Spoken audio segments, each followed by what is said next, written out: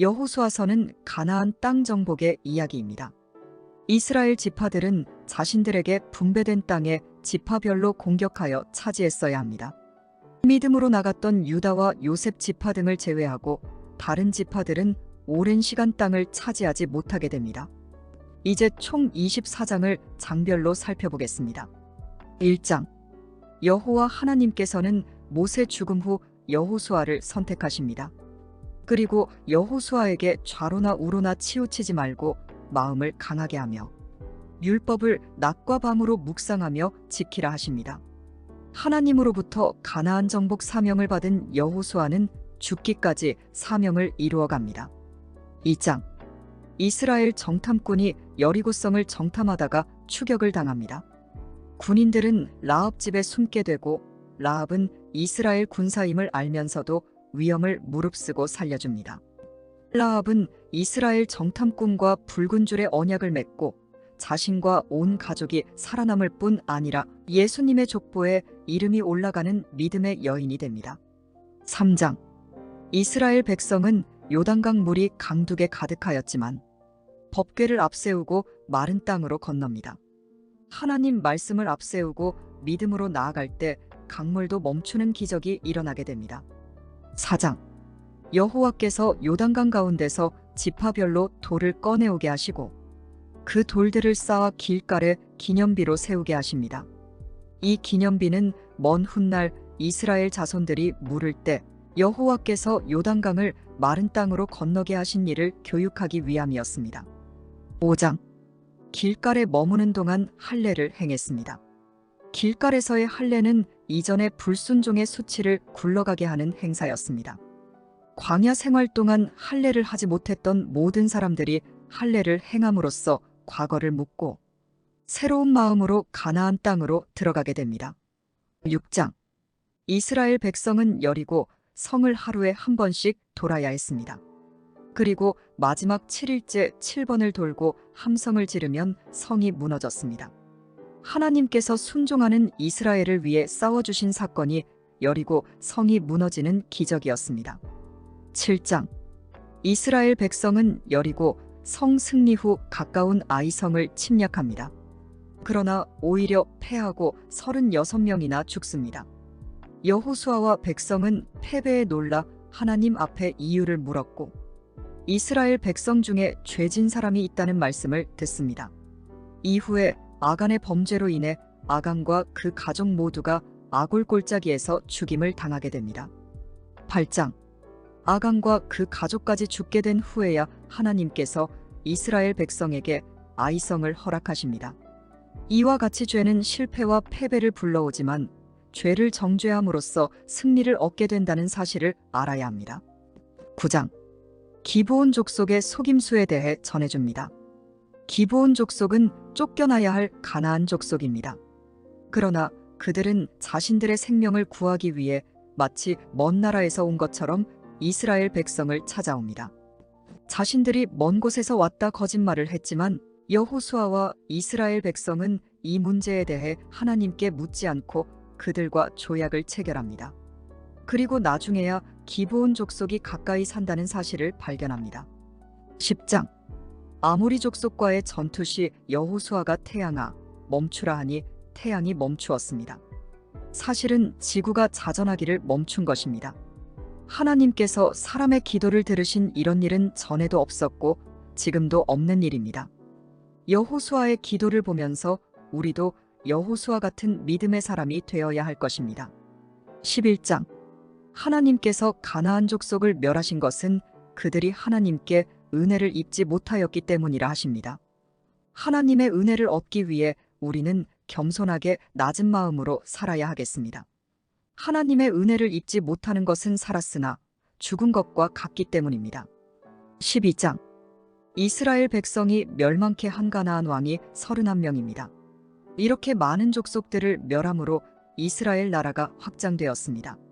13장. 여호수아는 이스라엘 백성에게 아직도 정복해야 할 땅이 많이 남아있다고 합니다. 아직 들어가서 차지해야 할 땅이 많음에도 불구하고 일부 지파들은 자신들의 몫인 땅을 차지하지 못했습니다. 이는 믿는 사람들이 하나님께 구하고도 얻지 못한 것이 많다는 것을 상징합니다. 14장. 유다 지파의 갈렙은 여호수아에게 약속된 땅을 요구합니다. 갈렙은 하나님과의 약속을 상기시키며 자신이 요청한 산지를 차지하게 됩니다. 15장. 유다 지파는 동쪽으로 여매부터 남쪽으로는 애굽 지역에 이르기까지 넓은 영토를 차지합니다. 헤브론 지역의 거인들을 쫓아내고 예루살렘까지 정복합니다. 16장. 요셉 지파는 여리고 동쪽에서부터 서쪽 바다에 이르는 지역을 차지합니다. 17장. 므낫세 반 지파는 요르단 동쪽 길르앗 지역뿐만 아니라 10개 지역을 차지합니다. 그들은 더 많은 땅을 요구하게 되고 스스로 개척하라는 답을 듣습니다. 18장. 유다와 요셉 지파 등 몇몇 지파들이 땅을 차지했음에도 불구하고 여전히 많은 땅이 남아 있습니다. 여호수아는 주저하고 나서지 못하는 지파들에게 너희가 차지할 땅을 조사하고 그림을 그려오라 지시합니다. 그리고 그려온 땅을 기반으로 다시 분배합니다. 19장. 시므온, 스불론, 이사갈, 그리고 단 지파가 그들의 몫으로 땅을 분배받습니다. 20장. 의도치 않게 살인한 사람이 피신할 수 있는 도피성을 지정합니다.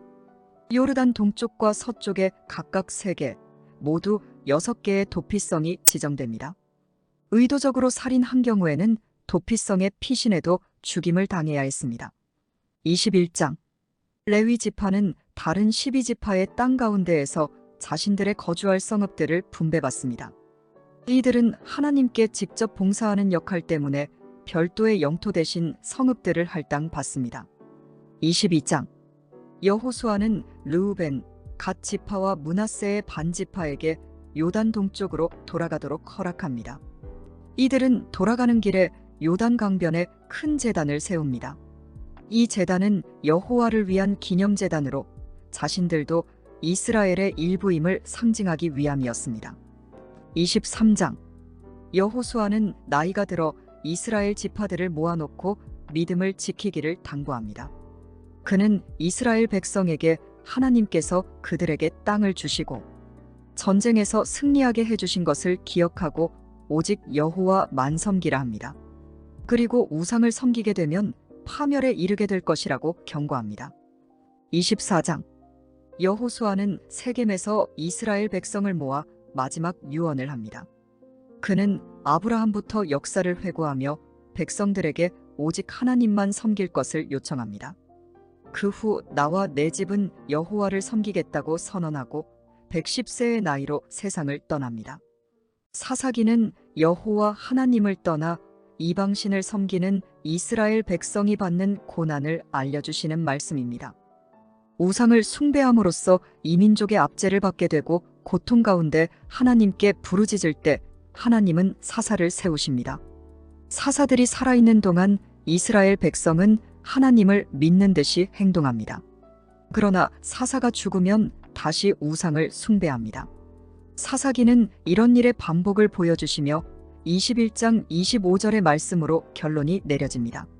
이스라엘의 왕이 없으므로 다시 말해 하나님이 없는 나라가 되었으므로 이 모든 일이 일어났다는 말씀이 사사기입니다. 1장에서는 유다 족속이 가나안 땅을 정복하던 중 가나안의 왕 아도니베섹을 생포합니다.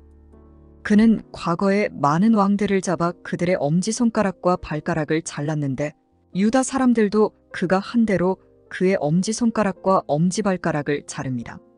이때 아도니베섹은 자신의 행동으로 벌받게 되었다 고백하며 죽습니다. 2장에서 이스라엘 백성들은 계속된 고난에 눈물을 흘리는 장면이 나옵니다. 그러나 아무리 많은 눈물을 흘려도 진정으로 죄로부터 돌이키지 아니하면 하나님의 인도하심을 받을 수 없다는 사실을 기억해야 합니다. 2장에서는 하나님을 잊은 사람이 어떤 고난과 아픔을 겪는지 알려주십니다. 3장은 이스라엘 백성이 우상 숭배를 함으로 해서 받는 고통을 설명합니다. 하나님은 이스라엘이 돌아오게 하기 위해 가나안 족속을 남겨둡니다. 이는 하나님께서 고난 속에서도 회개를 바라시며 백성들을 시험하시는 과정을 드러냅니다. 4장에서 가나안 왕 야빈에게 괴롭힘을 받던 때 여선지자 드보라가 등장합니다. 드보라는 바락을 야빈과 싸우도록 하나님 말씀을 전하지만 바락은 믿음이 부족해 망설입니다. 결국 가나안 왕 야빈은 야엘의 아내의 손에 죽게 되고 바락은 믿음 부족으로 영광을 얻지 못합니다. 5장은 가나안 왕 야빈의 죽음 후 이스라엘이 찾은 자유를 기뻐하는 찬양의 노래가 담겨 있습니다. 하나님을 향한 믿음이 결국 우리를 자유롭게 하고 찬양하게 만든다는 메시지를 전합니다. 6장은 이스라엘 백성이 미디안 족속에게 고난을 받는 이야기입니다. 그들은 자신들의 죄로 인해 고통받고 있지만 하나님께서 자신들을 버렸다고 착각합니다. 이러한 오해 속에서 하나님은 기드온을 부르시고 미디안을 물리치라 하십니다. 기드온은 하나님의 지시에 따라 바알 제단을 허물고 우상 숭배의 상징을 파괴합니다. 7장에서는 기드온은 300명의 용사로 미디안을 물리칩니다. 비록 소수이지만 하나님의 도움으로 큰 승리를 얻습니다. 8장은 기드온이 전쟁 영웅이 되자 백성들은 왕이 되어달라 합니다. 하지만 기드온은 하나님만이 이스라엘을 다스리실 것이라고 선언합니다. 백성들은 기드온의 죽음 후 다시 우상 숭배에 빠지게 됩니다. 9장은 기드온의 아들 중 아비멜렉이 왕이 되기 위해 형제들 70명을 죽여 왕이 되는 이야기를 전해줍니다. 그러나 왕위에 오른 지 3년 만에 하나님은 아비멜렉과 세겜 사람들 사이에 분쟁을 일으키시고 세겜의 한 여성이 성위에서 던진 맷돌로 아비멜렉의 머리가 깨어져 죽습니다. 이 죽음은 아비멜렉의 악행에 대한 하나님의 징계로 묘사됩니다. 10장은 계속되는 이스라엘 백성의 우상 숭배와 고통, 그리고 하나님께서 이런 죄에 대해 근심하시는 모습이 나타납니다. 사사기 11장에서는 입다라는 인물이 등장합니다.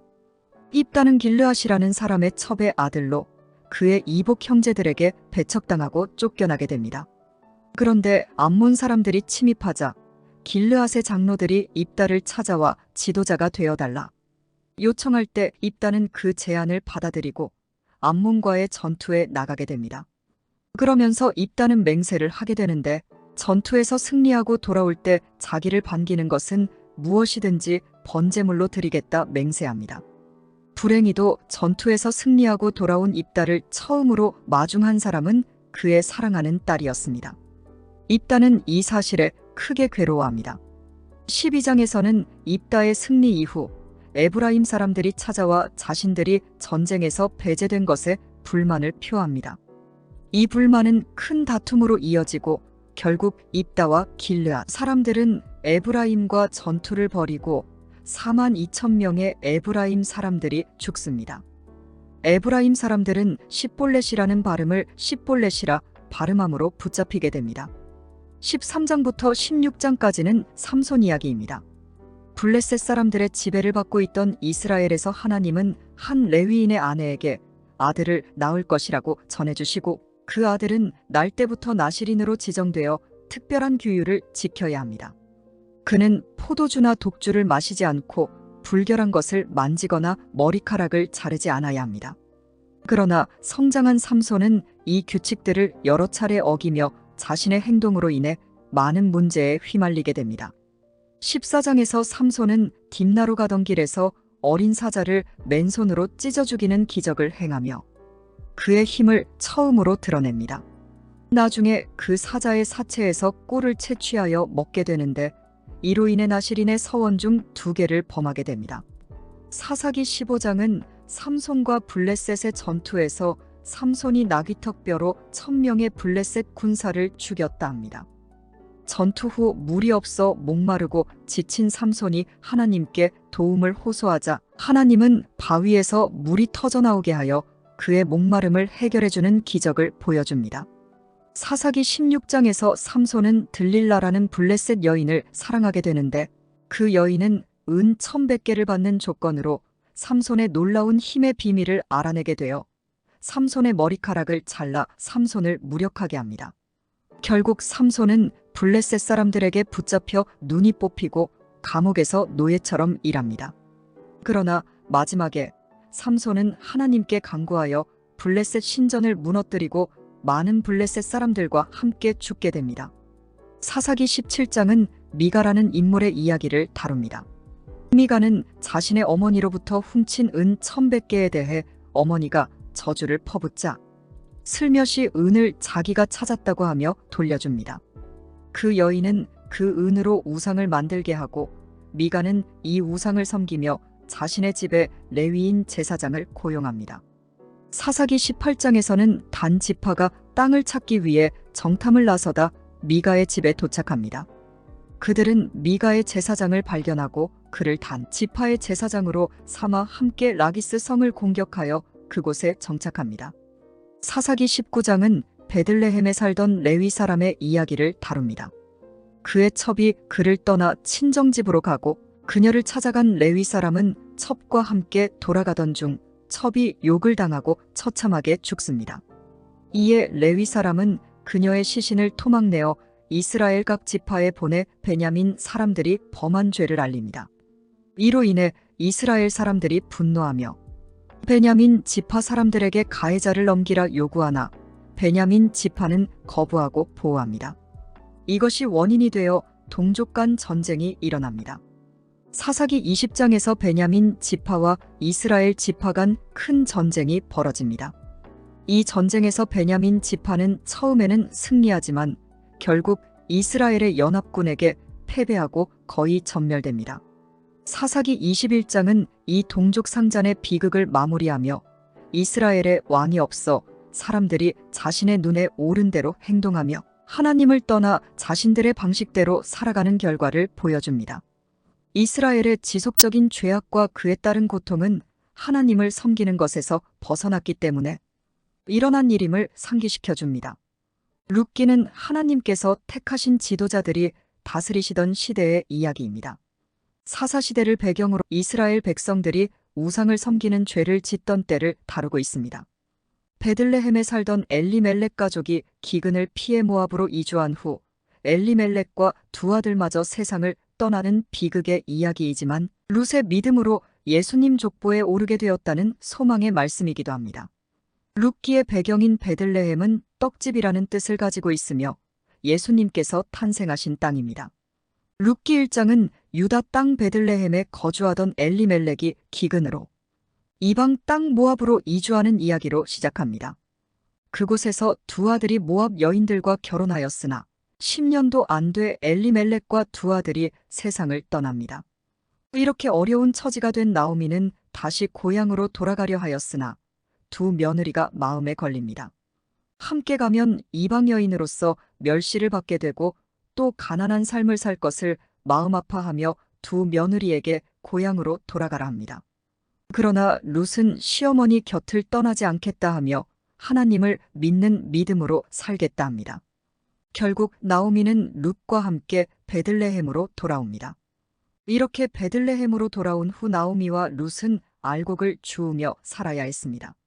이방 여인 룻은 알곡을 줍기 위해 무작정 나섰지만 하나님의 인도하심으로 보아스의 땅으로 들어갑니다. 보아스는 친척이 되는 나오미가 왔고 며느리 룻도 함께 왔다는 소식을 듣고서 종들에게 룻을 잘 대접하라 합니다. 나중에 이 사실을 들은 나오미는 하나님의 인도하심에 기뻐합니다. 몇 개월이 지난 후 나오미가 룻에게 한 가지를 행하라 합니다. 그것은 기업을 이어줄 친척 보아스에게 기업물을 자의 책임을 감당해 달라는 부탁이었습니다. 기업물을 자는 엘리멜렉 가족이 가졌던 재산을 사서 후에 돌려주는 책임을 지는 사람을 말합니다. 또한 죽은 친척의 미망인과 결혼하여 아들에게 죽은 친족의 이름과 유산을 넘겨주는 책임을 진 사람입니다. 룻은 이스라엘에 전해지는 이런 풍습을 듣고서 말씀에 순종하여 보리 추수가 끝난 후 밭에서 잠자던 보아스의 발 아래에서 밤을 보냅니다. 이후 새벽에 일어난 보아스에게 자신의 사정을 전하고 기업물을 자의 책임을 맡아달라고 부탁합니다. 보아스는 룻의 사정을 듣고 이를 허락합니다. 기업물을 자의 책임을 지게 된 보아스는 더 가까운 친척을 만나기 위해 성문에서 기다립니다. 친척되는 사람은 처음에는 모르겠다고 하지만 후에 재산상 손해가 발생하므로 거절합니다. 이에 보아스가 가장 가까운 친척으로 룻과 결혼하여 기업물을 자의 책임을 감당합니다. 후에 보아스와 룻이 아들을 낳고 이름을 오벳이라 하는데 그분이 다윗의 할아버지입니다. 결국 믿음의 여인 룻은 예수님의 족보에 이름이 오르는 여인이 됩니다. 룻기는 이방 여인 룻이 믿음으로 하나님의 자녀가 되는 말씀이며 믿음의 여인으로 성경에 오르는 귀한 여인이 됨을 보여줍니다.